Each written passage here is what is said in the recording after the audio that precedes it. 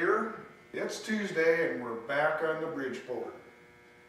And today we're going to continue to remove this Y-axis screw, and as well as over here, which you can't see, is the lubrication system, and it had a broken component on there, and I think we've got that fixed. But the next thing we have to do is take this lube system off of here, get the old oil out of it, which is mostly sludge now, and flush this thing out and get it all cleaned up.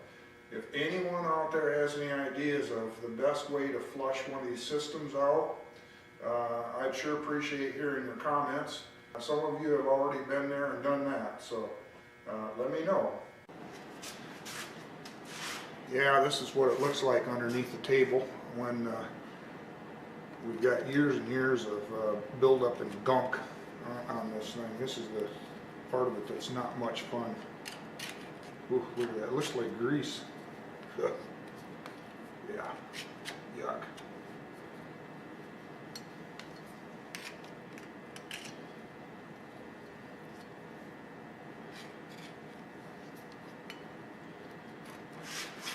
Try to get most of this off with a putty knife, and then we'll have to get in here with something like brake clean or something to spray in here and clean the rest of it up. Oh yeah.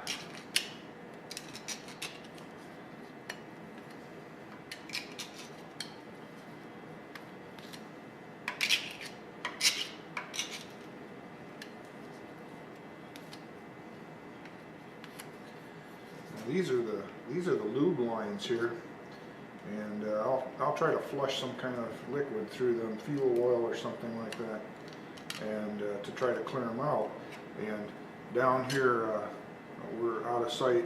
The fittings that connect to these lines have metering units in them, so I'm to understand that they do tend to get plugged up. So I want to make sure that those are clear, and that in fact, if they are plugged up, we can get them cleared out.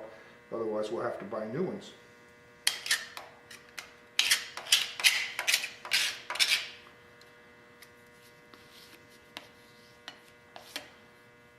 Okay.